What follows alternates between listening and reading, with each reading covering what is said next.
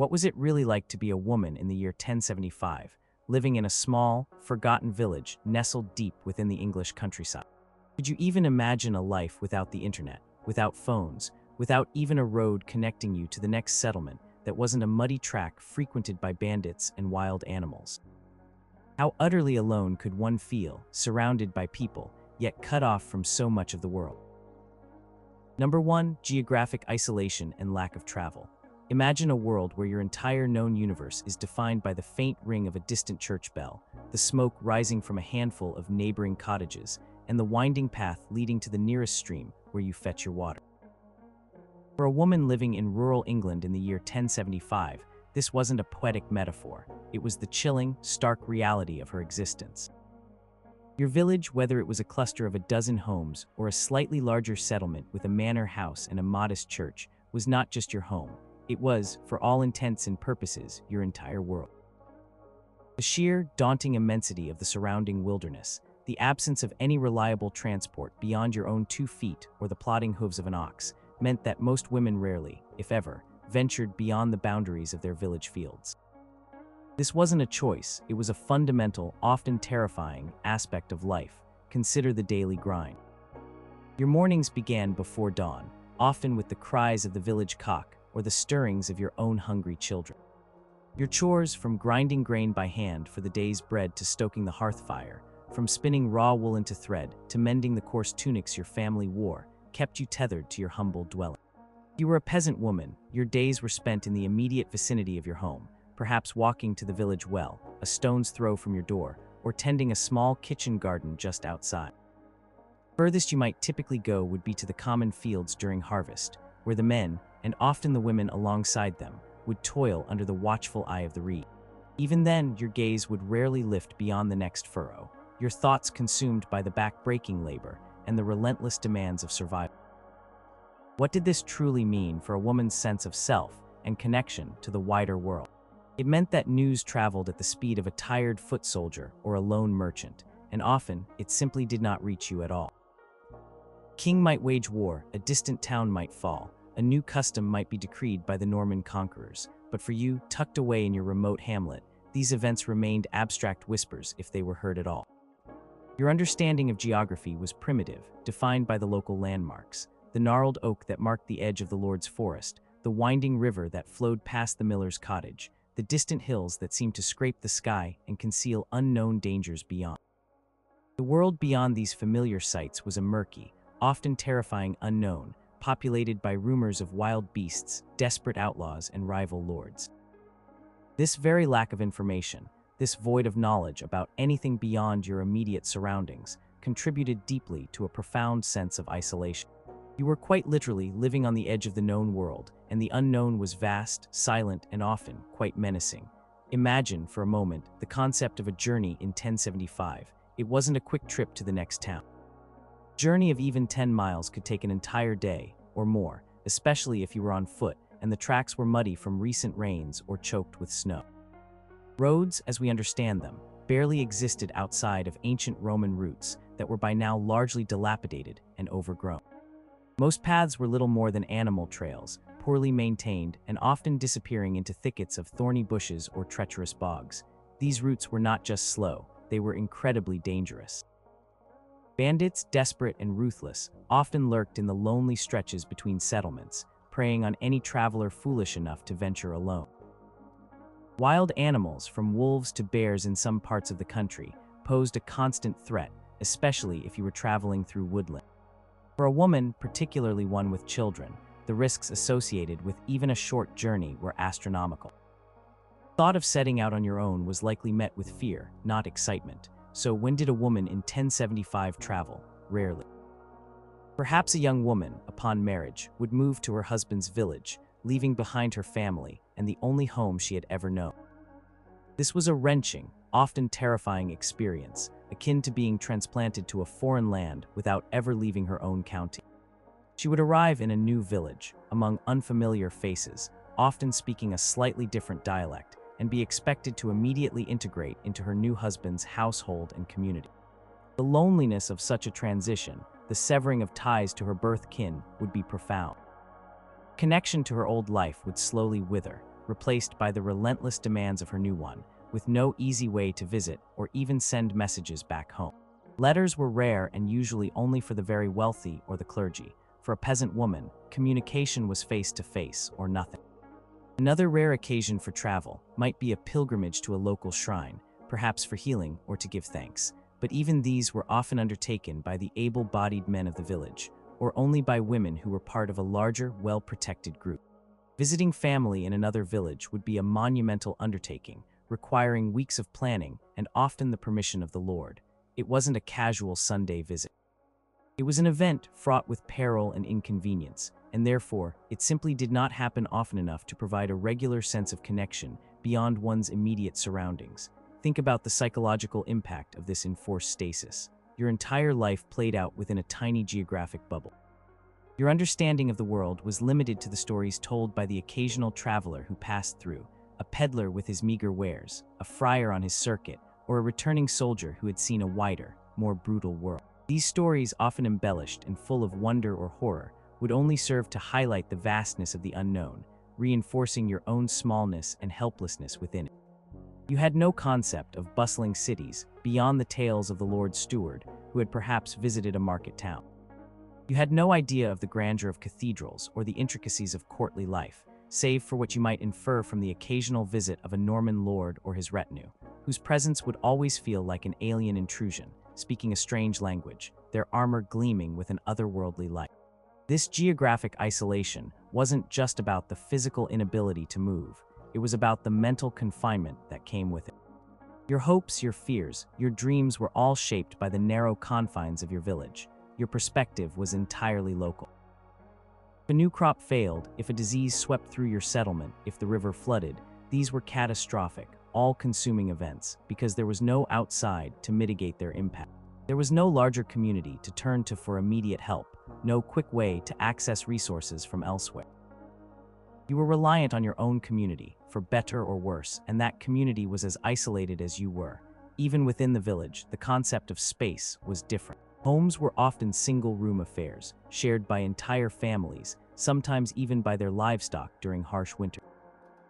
There was little personal space, little opportunity for solitude within the domestic sphere. Yet paradoxically, beyond the immediate circle of your hearth and your household, the world was a vast, empty, silent place. Fields stretched out, the woods loomed, and beyond them, nothing but more fields and more woods, punctuated by other tiny, self-contained islands of humanity, equally isolated. This created a peculiar duality, intense domestic closeness, combined with an overwhelming sense of being cut off from everything beyond your own immediate sight. The absence of a reliable postal system, as we know it, meant that communication over distance was virtually non-existent for the common woman. If your sister married into a village 2 days' journey away, you might go years, even a lifetime, without seeing her again, or knowing if she was well, or if her children had survived the many childhood diseases. There was no quick message to send, no update to receive. Her life became a mystery, and yours to her. This forced disconnection from loved ones living even a modest distance away contributed immensely to the feeling of being utterly alone in your corner of the world. The time someone left, whether it was a family member moving away for marriage or a man leaving for war or a distant market, it was a profound, often permanent farewell, with no expectation of regular contact. The emotional toll of these separations, knowing that the person was out there somewhere but entirely beyond your reach, was a constant, gnawing ache that amplified the feeling of being utterly isolated. In essence, geographic isolation in 1075 wasn't just a physical barrier, it was a psychological cave. It shaped your knowledge, limited your experiences, severed your connections, and fundamentally defined the boundaries of your world. For a woman whose mobility was often even more restricted than a man's due to domestic duties and the dangers of travel, this isolation was perhaps the most pervasive and insidious factor, whispering constantly in the back of her mind, "You are alone here." And that whisper, in a world so vast and uncertain, was a chilling companion. Number 2, limited social circles and kinship networks. Imagine your entire social life revolving around a handful of families, all living within a few hundred yards of your own humble dwelling. For a woman in rural England in 1075, this wasn't an exaggeration, it was the reality. Your social circle was incredibly small, defined by the boundaries of your village, and more precisely, by your immediate family and the few households you directly interacted with for daily tasks. This extreme limitation on who you could meet, talk to, or form relationships with contributed profoundly to a deep, underlying sense of isolation, even when surrounded by the constant bustle of village life. Picture a typical day. Your interactions would largely be with your own family members, your husband, your children, perhaps your parents or in-laws if they lived nearby or under the same roof. Beyond that, you might exchange a few words with a neighbor while collecting water from the village well, or share a brief moment with another woman while tending to animals on the common land. During times of communal labor, like harvest or planting, there would be more people, but the conversations would likely be task-oriented, focused on the work at hand, or perhaps on local gossip that quickly circulated through the tiny community. There were no clubs, no formal social gatherings beyond religious feast days, no opportunities to meet new people from outside your immediate sphere. Your social interactions were intensely local, repetitive, and often with the very same individuals, day in and day out. This smallness of the social circle had profound implications. Everyone knew everyone else's business. There were no secrets, or at least none that lasted long. Every argument, every birth, every death, every minor transgression was observed and discussed by the entire village. While this could foster a strong sense of community and mutual aid in times of crisis, it also meant there was little room for individuality or privacy. If you were different, if you held an unpopular opinion, or if you simply wished for some solitude, it was almost impossible to find. Constant scrutiny, even if well-meaning, could feel suffocating, a different kind of isolation where you were seen, but perhaps not truly understood, without the benefit of fresh perspectives from new acquaintances. Kinship networks were central to survival in 1075. Your family was your social security, your labor force, and your emotional support system. But what happened when those networks were severed? As discussed with geographic isolation, marriage often meant moving to a new village. For a young woman, this was a deeply isolating experience. She would leave behind her mother, her sisters, her childhood friends, and move into a household of strangers, her new husband, his parents, his siblings. She would be expected to adopt their customs, their way of doing things, and to quickly integrate into a new, unfamiliar community. Imagine the loneliness of being a newcomer in a place where everyone else has known each other since birth, where shared histories and inside jokes are woven into the very fabric of daily life.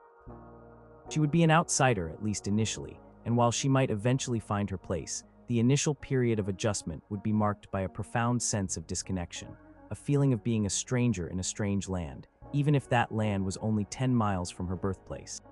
There was no going back easily, no weekend visits to ease the transition. Her old life was simply cut off. Even if you remained in your birth village, kinship networks had their limits. Marriages were often arranged to consolidate land or forge alliances, not necessarily for love or personal compatibility. You might be married to a man you barely knew, perhaps from a neighboring farm, and your life would then be intertwined with his family, whether you liked them or not.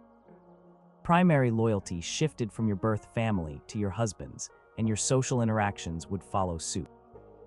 This could lead to feelings of alienation within your own home if relationships were strained, further narrowing your emotional support system. Furthermore, the rigid hierarchical structure of 11th century society drastically limited who you could interact with. If you were a peasant woman, your social interactions were almost exclusively with other peasants. You would rarely, if ever, have meaningful conversations with the lord's wife, or even the reeve's wife, unless it was in the context of service or a direct command.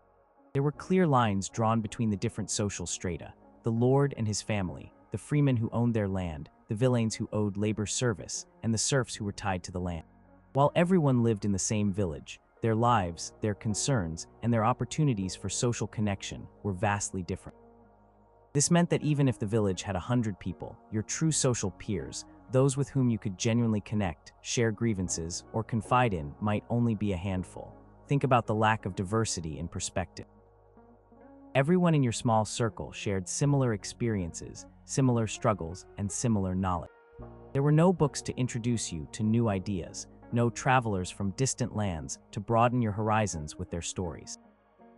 Your worldview was intensely local, shaped by the gossip of the village, the pronouncements from the church, and the daily grind of agricultural life. If you had a problem that nobody else in your small community had experienced, or an idea that didn't fit the established norms, it would be incredibly difficult to find someone to understand or empathize with you. This intellectual and emotional echo chamber, while providing stability, could also feel stifling and deeply isolating for anyone with a curious mind or a yearning for something beyond the familiar. Consider also the impact of tragedy.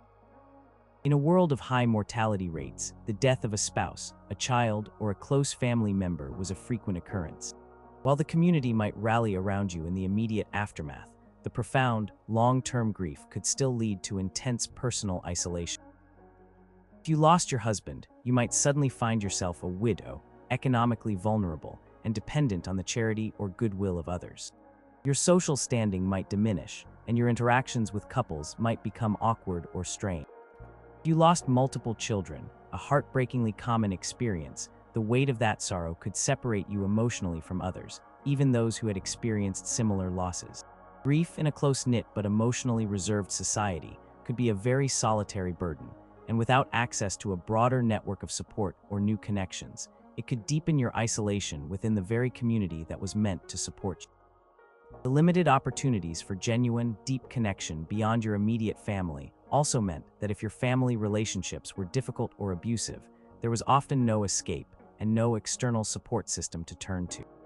There were no social services, no confidants outside the village who might offer a different perspective or a safe haven. You were trapped within your immediate sphere, reliant on the dynamics within your household for your emotional well-being, and if those dynamics were unhealthy, the isolation would be even more severe. Even public gatherings, like market days or religious festivals, which might seem like opportunities for broader connection, were still largely localized. A market might draw people from a few surrounding villages, but it wasn't a place for casual socialization beyond transactions. Feast days at the church offered communal meals and celebrations, but again, your interactions would largely be with your own villagers, reinforcing existing social patterns rather than breaking new ground. The sheer effort and danger involved in traveling to a larger town for a significant market or fair meant that such trips were rare for most women, leaving their social experiences confined to the familiar faces of their immediate surroundings. In essence, for a woman in rural England in 1075, your social world was a very small pond.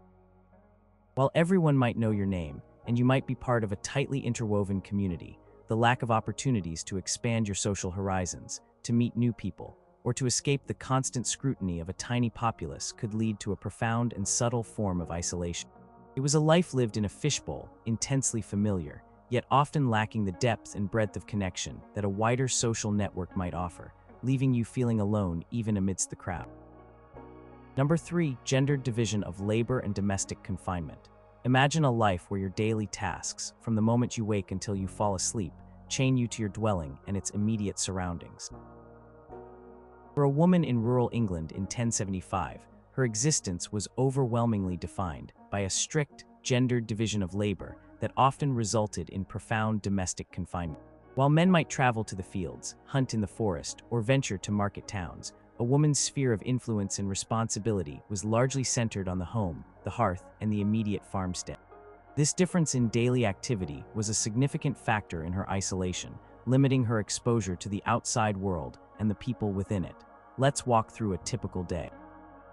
Before dawn, the woman of the house would be the first to rise, often stirring the embers in the hearth to rekindle the fire, the lifeblood of the medieval home. First duties were domestic, preparing the morning meal, likely a simple pottage of grains and vegetables, and ensuring the family was fed. This was followed by a relentless cycle of chores, grinding grain into flour with heavy quernstones, kneading dough and baking bread in the communal oven, if one was available, or over her own hearth. Care of children, from infants to older ones, was her sole responsibility, demanding constant attention and energy. She would be spinning wool or flax into thread using a drop spindle, or perhaps working at a rudimentary loom to weave coarse cloth for the family's garments. Washing clothes, a strenuous and time-consuming task involving beating soiled garments at the stream or river, then spreading them to dry, was another demanding duty that kept her tethered to the local water source. Consider the physical boundaries these tasks impose. The hearth, the food preparation area, the sleeping space, all were typically within the single-room dwelling. The well, the garden, and the animal pens for pigs or chickens would be just outside. These were the primary zones of a woman's daily existence. While men might spend their days out in the sprawling open fields, plowing or sowing or harvesting, often miles from the village center, a woman's labor kept her within the immediate confines of the settlement. The very nature of her work meant she was less likely to encounter strangers, to witness events beyond the village, or to engage in the broader world of trade or external affairs.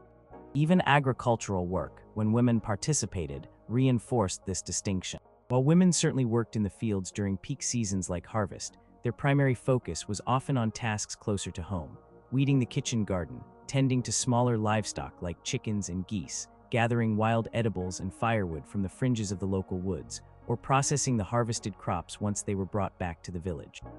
Men, on the other hand, handled the heavy plowing, the communal herding of larger livestock like sheep and cattle over wider pastures, and the more distant labor that took them further from the immediate domestic sphere. This meant men had greater opportunity to interact with other villages' herdsmen, to observe more of the landscape, and to be exposed to different environments. The concept of a market also highlights this division. While men would often be the ones to take surplus produce or crafts to a nearby market town to sell or trade, a woman's participation was more limited. She might sell eggs or cheese at a very local, informal exchange within the village, but the dangers and logistics of traveling to a larger market, often miles away, meant that this was primarily a male domain. This cut her off from the wider economic and social interactions that occurred in these more bustling centers, where news was exchanged and people from different communities mingled.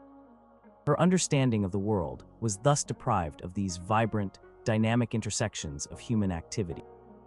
This domestic confinement wasn't just physical, it was deeply psychological.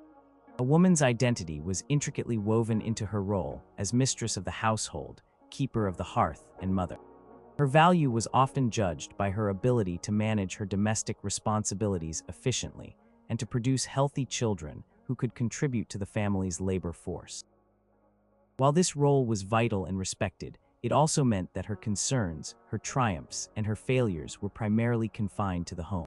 Her achievements were not in the public sphere of trade or governance, but in the private sphere of domestic order and familial well-being.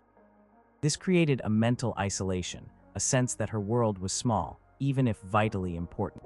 Consider the profound impact of this on a woman's opportunities for personal growth or self-discovery. Her life was largely predetermined by her gender and her social status. There was little scope for pursuing personal interests, for developing skills outside of her immediate domestic needs, or for engaging in activities that might connect her with a broader intellectual or social world. Creativity might find an outlet in simple songs or storytelling for her children, or in the decorative stitching on a garment, but these were often private expressions, rarely shared beyond the immediate family. The world of ideas, of literature, of philosophy, of distant lands and diverse cultures remained largely inaccessible, not just because of illiteracy, but because her daily life simply did not provide the time or the opportunity to encounter such things. Even within the village, women's social interactions were often different from men's. While men might gather at the local alehouse after a day's labor, or engage in discussions about village politics, crop yields, or the Lord's demands, women's gatherings tended to be more informal, perhaps at the well or while spinning together, focused on domestic concerns, child-rearing advice, or local gossip. These interactions, while important for community cohesion, rarely extended beyond the immediate, practical necessities of village life, reinforcing the localized and inward-looking nature of their social sphere. Furthermore, the very nature of her tasks, often solitary or involving only her small children, could contribute to a quiet, internal isolation. Spinning for hours by the fire, mending clothes in the dim light, preparing food, these were often tasks performed alone, or with only the babbling of infants as company. While there might be the occasional visitor, or the sound of the village outside, much of a woman's day was spent in her own thoughts, without the constant stimulation of diverse human interaction that men might experience in communal field labor or market visits. This domestic confinement was not simply about physical space, it was about the limited types of interactions and experiences available to women. While a man might return from a distant market with stories of a bustling town, new faces, or strange goods, a woman's daily experiences were largely uniform, repeating with the seasons and the demands of the home. This lack of varied sensory input, of newness, of exposure to different ways of life, compounded her sense of being cut off, trapped in a familiar, unchanging loop. Her window to the wider world was narrow, often obscured by the smoke of her own heart. And in a world where information and new experiences were already scarce, this gendered limitation of movement and activity was a profound factor in a woman's overall sense of isolation. She was not just isolated from the world, but often isolated within it, her very role defining the narrow boundaries of her existence. Number 4, lack of education and access to information. Imagine a world where books are rarer than gold, where the written word is a mystery to most, and where the concept of a school is utterly alien to your daily life. For a woman in rural England in 1075, this was not a hypothetical scenario, it was the prevailing reality. The widespread lack of education, particularly for women, coupled with the scarcity of information, meant that her world was defined by the spoken word, local rumor, and the limited knowledge passed down through generations. This profound intellectual darkness was a significant and often overlooked source of isolation. Let's consider the concept of literacy. For the vast majority of the population in 1075, literacy was non-existent. Even among men, only a select few, primarily clergy, scribes, or the very highest nobility, possessed the ability to read and write. For women, the rates of literacy were even lower, almost vanishingly so in rural areas. There were no schools for peasant children, no public libraries, no printing presses to disseminate information. Learning was primarily practical, passed down through apprenticeship and observation: how to tend the fields, how to mend a tool, how to spin wool, how to cook.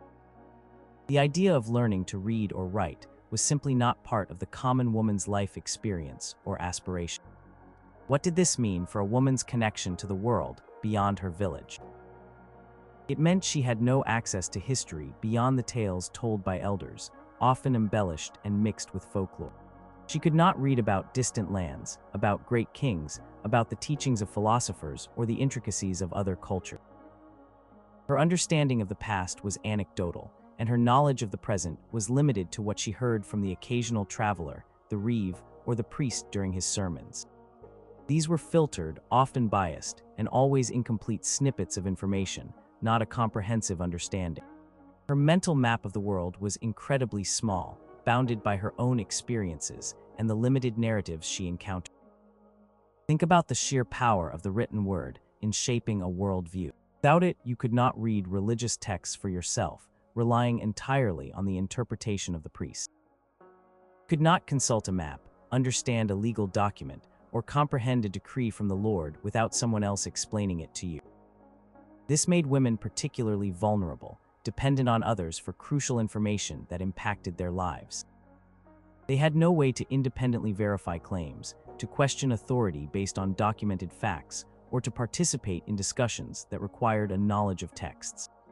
This reliance on others for interpretation could lead to a feeling of powerlessness and reinforce her isolation, as she was always receiving information secondhand, never directly. The lack of access to information also meant that women were cut off from innovations, new ideas, or even basic knowledge about health and hygiene that might have existed elsewhere.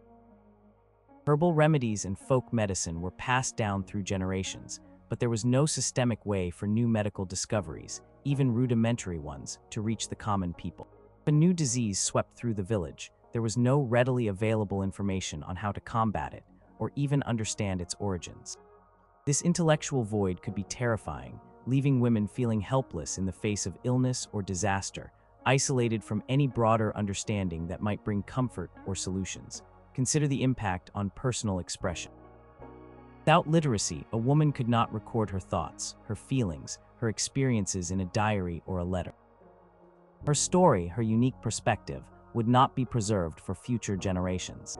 It would be lost to time, unless it was carried orally through her descendants, subject to the inevitable distortions of memory and retelling. This meant that a woman's individual voice, her inner world, remained largely unheard beyond her immediate family, further contributing to a sense of intellectual and emotional isolation. She could not connect with others through shared written works, could not find solace or inspiration in the words of someone who lived centuries before her, or in a distant land. Intellectual landscape was barren, populated only by the immediate, the tangible, and the spoken. Even the spread of news was incredibly slow and unreliable. A major event, like a change in kingship or a Norman conquest, might take weeks or months to reach remote villages, and by then, the information might be distorted or incomplete. Women tied to their domestic sphere were often the last to hear, their lives continuing largely unchanged until the direct impact of the event reached their doorstep. This meant they were constantly behind, reacting to situations rather than understanding them as they unfolded, further solidifying their sense of being on the periphery of the world. They were observers of their tiny stage, without a script or a wider understanding of the play. Church, while a central social institution, also contributed to this informational isolation.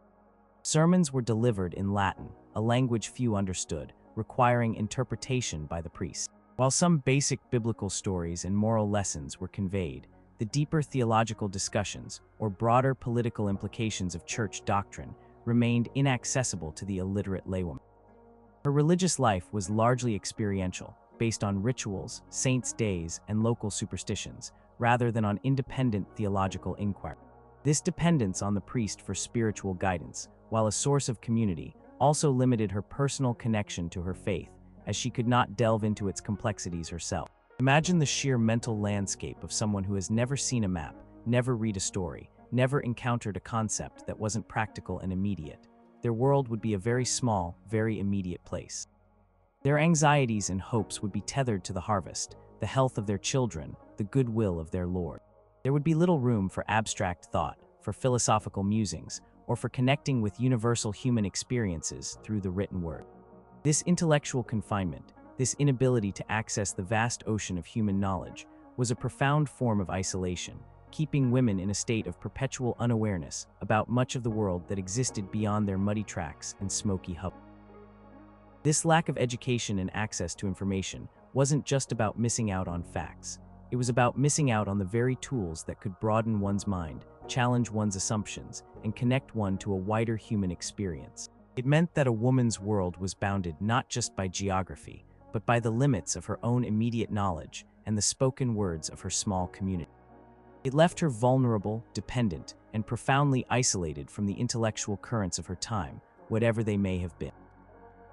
Her mind, though perhaps sharp and perceptive, was kept in a form of intellectual purdah, unseen and unexpressed, a silent and unrecorded universe of thought and feeling within the confines of her small, unlettered life.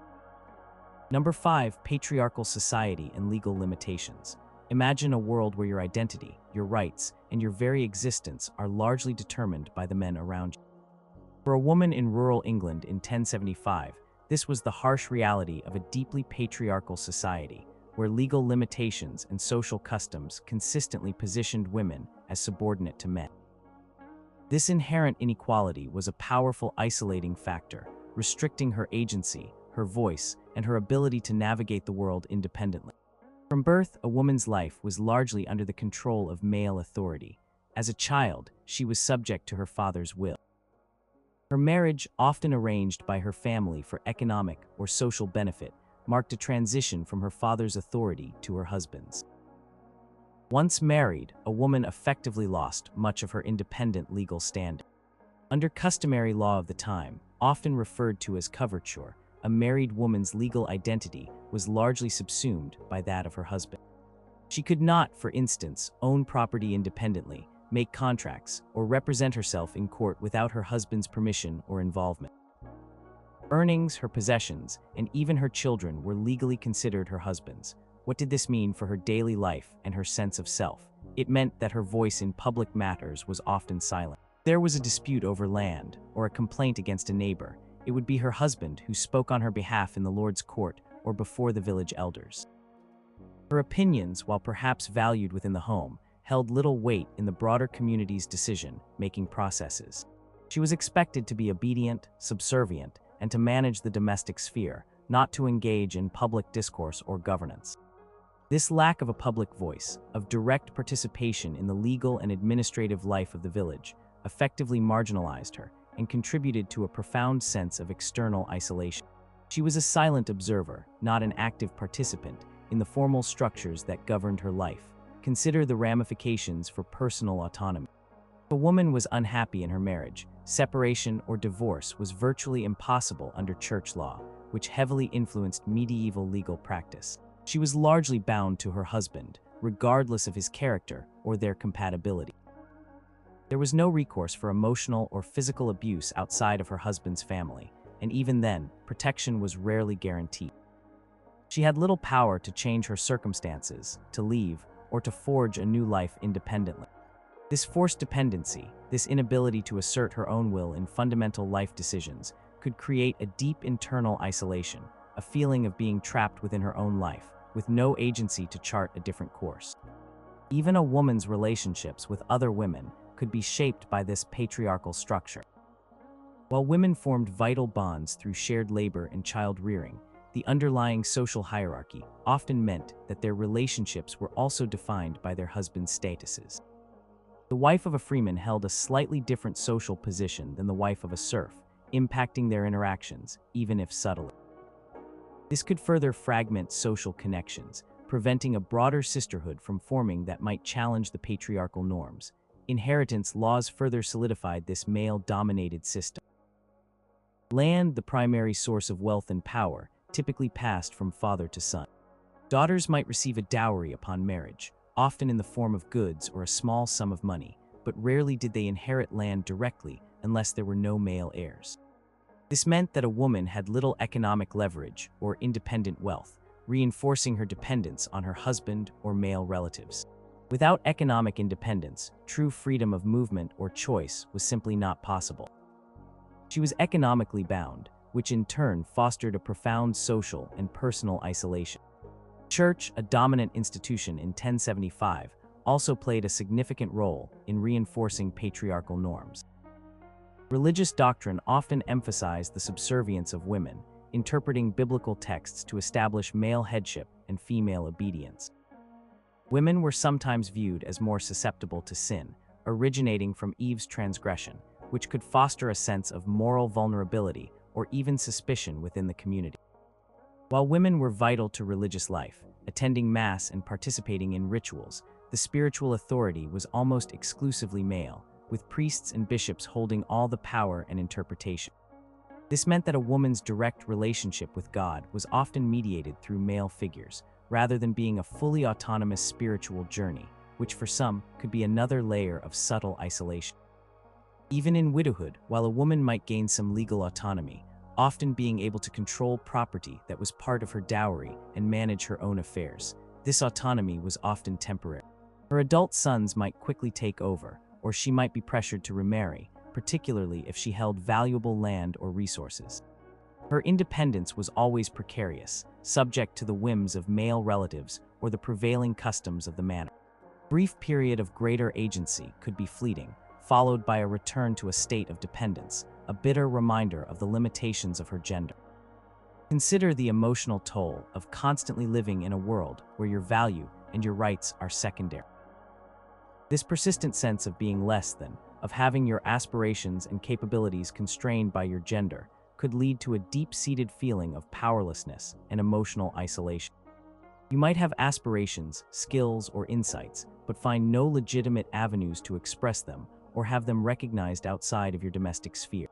This internal suppression of one's own identity, forced by societal structure, is a profound form of personal isolation, even when surrounded by the constant demands of a busy household. The social control exerted by patriarchal norms extended to women's reputations and behavior. A woman's honor, and by extension, her family's honor, was intrinsically linked to her chastity before marriage and her fidelity within it. Any perceived deviation from these norms could lead to severe social ostracization, gossip, and public shaming, often without much opportunity for defense. This created an environment of constant vigilance and fear of judgment, forcing women to conform rigidly to expectations, lest they face the terrifying prospect of being shunned by their entire community. Fear of social exile, a profound form of isolation, was a powerful tool of control, keeping women firmly within their prescribed roles. In essence, the patriarchal society of 1075, with its deeply ingrained legal limitations and social customs, actively diminished a woman's individual agency and voice. It confined her physically to the domestic sphere, and legally to the authority of men. This systematic subjugation was not just a matter of external rules. It permeated her very sense of self, creating a pervasive and often silent isolation, where her full potential and individual spirit were constantly constrained by the unyielding realities of her gender in a male-dominated world. Number 6. High mortality rates and constant loss.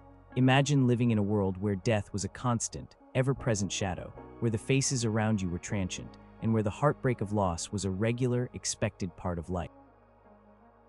For a woman in rural England in 1075, high mortality rates, particularly among infants and during childbirth, meant that she experienced constant, profound loss, leading to a deep and pervasive sense of personal isolation, even within a seemingly close-knit community. Let's start with the grim statistics, as best as we can piece them together from historical record. Childbirth was one of the most perilous journeys a woman could undertake. Without modern medical knowledge, hygiene, or interventions, complications were frequent and often fatal. Hemorrhage, infection, prolonged labor, and eclampsia were common killers. A woman knew with each pregnancy that she was literally risking her life. Fear of dying in childbirth was a constant, unspoken dread that hung over every marriage. If she survived, she might then face the profound grief of losing her newborn or young child. Infant mortality rates were shockingly high. It was not uncommon for a woman to bear many children, only for a significant number of them to die before reaching adulthood, succumbing to childhood diseases like dysentery, measles, or whooping cough, or simply to malnutrition and inadequate sanitation. Consider the cumulative emotional toll of such a life. A woman might bury several of her own children, perhaps her firstborn son, then a daughter, then another infant, each loss a fresh wound, a tearing away of a part of her soul. She would witness her friends and neighbors enduring similar tragedies. Constant presence of death meant that joy was often tempered by a pervasive sense of fragility, a knowledge that any happiness could be snatched away without warning. How do you fully connect? How do you fully invest when the bonds you form are so often and so brutally severed? This constant cycle of life and death, of love and loss, could lead to a profound emotional numbness, a way of protecting oneself from the unbearable pain that lay just beneath the surface of daily existence. This emotional buffering, while a coping mechanism, also creates a subtle form of internal isolation, a barrier to fully engaging with the world and its inherent sorrows. Death of a husband, while less frequent than child mortality, was another devastating blow. A widow often faced not only intense grief, but also extreme economic precarity. Her very livelihood was often tied to her husband's labor and his legal standing. Without him, she might be stripped of her meager possessions, dependent on the goodwill of her lord or her remaining male relatives. This vulnerability, coupled with her emotional loss, could lead to a sudden, acute social isolation. She might be pitied, but also perhaps seen as a burden, her role in the village fundamentally altered. Her grief in such a practical and survival-driven society might not always be met with the emotional support she needed, as others were too busy with their own struggles. Even within a village, the shared experience of loss didn't necessarily foster deeper connection. While communities might gather for funerals and provide immediate support, the sheer frequency of death meant that individual grief could be internalized. People had to move on quickly, for survival demanded it. There was no time for prolonged mourning periods, as we might understand them today. Fields still needed tilling, the animals still needed feeding, the children still needed care. This forced stoicism, this imperative to continue functioning despite immense personal sorrow, could mean that individual grief was largely unacknowledged or unexpressed, leading to a silent, solitary burden for the woman carrying it. She might feel truly alone in her sorrow, even when surrounded by others who had experienced similar losses. Imagine the psychological landscape of someone who had witnessed so much death. The world would feel incredibly arbitrary and dangerous. Life itself would be a precarious existence, and any sense of stability or security would be constantly undermined by the omnipresent threat of disease, famine, or accident. This constant awareness of mortality, this deep understanding of life's fragility, could lead to a sense of existential isolation, a feeling that one is fundamentally alone in facing the inevitable, an awareness that personal connections, no matter how deep, are ultimately temporary. Furthermore, the lack of understanding of disease, and the pervasive belief in divine judgment or malevolent spirits as causes of illness and death could also contribute to isolation. If a child died, or if a woman succumbed to a fever, it might be interpreted as a punishment for sin, or the work of a witch, or simply God's inscrutable will. This spiritual framework, while offering some comfort for the faithful, could also lead to self-blame, guilt, or the shunning of individuals suspected of being unclean or cursed, further isolating the grieving or the afflicted. A woman who had lost many children, or whose family seemed plagued by misfortune, might find herself subtly avoided, as if her sorrow was contagious or her family somehow marked by ill favor. The absence of professional mental health support meant that women carrying immense burdens of grief had no one to turn to for sustained emotional healing. A priest might offer spiritual solace, but deep psychological trauma would go unaddressed. Grief would fester, often unacknowledged, leading to long-term emotional numbness or a quiet despair that further separated the individual from others. Her internal landscape might become a solitary place, filled with memories of lost faces, unexpressed sorrow, and unanswered questions about the meaning of such constant tragedy. In a society where life was short and brutal, forming deep, lasting bonds was a risky endeavor. While people clung to their families and communities for survival, the knowledge that those bonds could be severed at any moment by death created a subtle, yet profound, barrier to full emotional investment. It was a life lived with a quiet, constant ache, a knowledge that the very people who brought comfort could also be the source of the most profound pain. This pervasive experience of loss, a universal constant in 1075, left many women with an inescapable feeling of being fundamentally alone in their sorrow, isolated by the sheer weight of a lifetime of goodbyes. The silence of the departed, the spaces left by their absence, amplified the silence of the living, leaving a woman to navigate a world that was constantly emptying around her. Number 7. Religious doctrine and fear of the supernatural. Imagine a world where the spiritual realm was as real and tangible as the dirt beneath your feet, where invisible forces shaped your destiny, and where the fear of eternal damnation loomed larger than any earthly threat.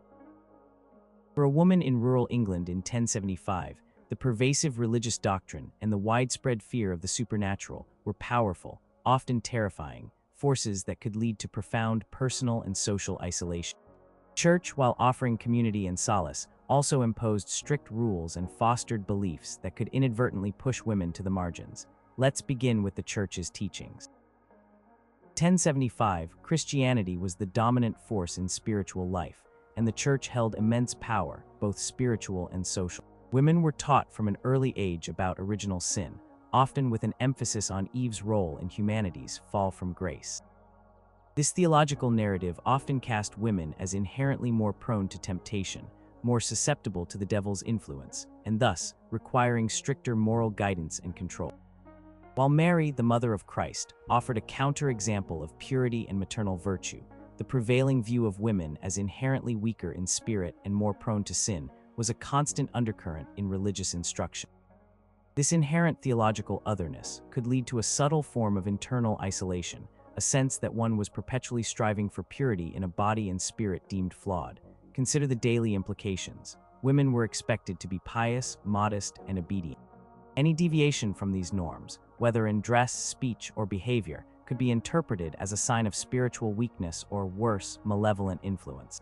Gossip, already rife in small villages, could easily escalate into accusations of witchcraft or heresy if a woman was perceived as different or if misfortune befell her neighbor. A woman who was unusually skilled with herbs, or who lived alone, or who simply had a distinctive appearance, could become an object of suspicion. Fear of the supernatural was deeply ingrained. Belief in witches, goblins, evil spirits, and curses was widespread. A cow fell ill, or a child suffered from an unknown ailment, or a crop failed, suspicion could easily fall upon a woman who didn't quite fit in. What happened then? Accusations, even unsubstantiated ones, could lead to swift and brutal social shunning. Imagine being a woman in such a village, where your neighbors with whom you had shared meals and sorrows suddenly turn their backs on you, whispering behind their hands, refusing to share the well, or denying you access to the communal upper. This profound social isolation, driven by fear and superstition, was devastating. There was no formal legal system to truly protect an accused woman, and a reputation for witchcraft, once acquired, was almost impossible to shake. She would be utterly alone, an outcast in the very place that was supposed to be her home and her community. This fear of being accused of being branded a witch meant that many women would self-regulate their behavior, their words, and even their thoughts, suppressing any impulses that might be seen as unconventional, leading to a quiet, self-imposed isolation. Furthermore, religious dogma around sin and penance could lead to personal guilt and spiritual isolation. If a woman believed she had sinned, or if she experienced misfortune, she might interpret it as divine punishment. Without access to confessional practices that offered true absolution, and which were only accessible through the priest, she might carry the weight of her perceived transgressions alone. Fear of hellfire and eternal damnation was a powerful motivator for piety, but it could also lead to intense anxiety and a feeling of being spiritually disconnected from God, particularly for those who felt they had failed to live up to the Church's strict standards. This individual struggle with faith, unshared and often unacknowledged, could be a deeply isolating experience. The strictures around sexuality and reproduction also played a significant role. Women were seen as responsible for maintaining moral purity within the family and community. Illegitimacy was a severe social stigma, bringing shame not only to the mother, but to her entire family, and often leading to extreme forms of social ostracization. A woman who conceived a child out of wedlock would likely face severe condemnation, possibly even physical punishment, and would be isolated from the respectable women of the village. Even within marriage, sexual relations were often framed in terms of procreation, with pleasure sometimes seen as sinful, adding another layer of complex, unspoken guilt and potential isolation for women navigating their marital duties and desires. The Church, while providing holidays and feast days that brought communities together, also subtly reinforced the separation of women during religious services. While women attended Mass, they were often segregated from men, and their participation in the formal liturgy was limited. Only men could become priests, only men could handle the sacred vessels, and only men could offer interpretations of the divine word. This exclusion from positions of spiritual authority and the most sacred rites could lead to a feeling of being on the periphery of the spiritual realm, dependent on male intermediaries for their connection to God, further isolating them from direct spiritual engagement. Finally, the pervasive belief in miracles, divine interventions, and the constant battle between good and evil meant that the world was seen as a battlefield of unseen forces. This worldview, while offering comfort to some, could also lead to paranoia and fear. If an unexplained event occurred, or if someone acted unusually, it was often attributed to supernatural influence rather than natural causes. For women, often seen as more susceptible to demonic possession or angelic visitations, this could be a double-edged sword, potentially making them objects of awe, but more often suspicion. Constant fear of the unknown, of unseen malevolent forces, could foster a quiet anxiety that isolated individuals within their own minds, constantly vigilant against unseen spiritual dangers. In summary, for a woman in rural England in 1075, religious doctrine and the pervasive fear of the supernatural weren't just abstract beliefs. They were deeply interwoven into the fabric of daily life, shaping social interactions, personal anxieties, and community dynamics. While the Church offered a form of communal belonging, its teachings and the resulting superstitions often cast women in a vulnerable light, making them targets of suspicion, forcing them into prescribed roles, and generating profound fears of spiritual and social ostracization. This constant underlying threat, this spiritual and communal pressure, created a unique and powerful form of isolation, where a woman might find herself alone not just physically, but also in her spirit and her very reputation, at the mercy of forces seen and unseen, human and divine.